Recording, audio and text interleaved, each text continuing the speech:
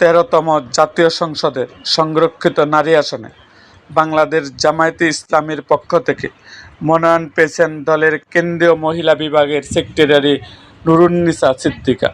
নির্বাচন কমিশনে জমা দেওয়ার পর তার হলফনামা সম্পদের যে চিত্র উঠে এসেছে, হলফনামার তথ্য অনুযায়ী ৬৭ বছর বয়সী নুরুন্নিসা সিদ্দিকা পেশায় শিক্ষক এবং তার শিক্ষাগত যোগ্যতা স্নাতকোত্তর MA।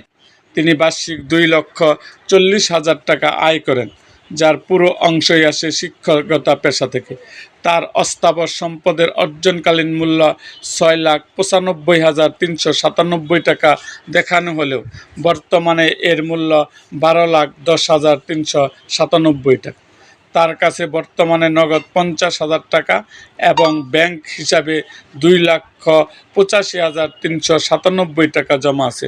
এছাড়াও তার নিজস্ব আসবাবপত্রের মূল্য 4 লাখ টাকা এবং তার কাছে 3.5 ভরি স্বর্ণালংকার ও একটি হীরার আংটি রয়েছে।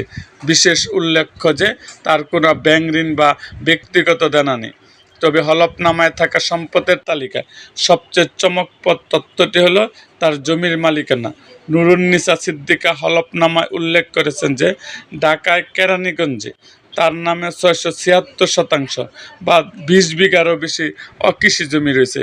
তার স্বামী, যিনি একজন অবসরপ্রাপ্ত শিক্ষক, তার সম্পদের বিবরণীতে 5.75% অকৃষি জমি এবং নগদ 40,000 টাকা থাকার কথা উল্লেখ করেছেন, যদিও স্বামীর জমির ক্রয়ের মূল্য হলফনামায় স্পষ্ট দেখানো হয়নি।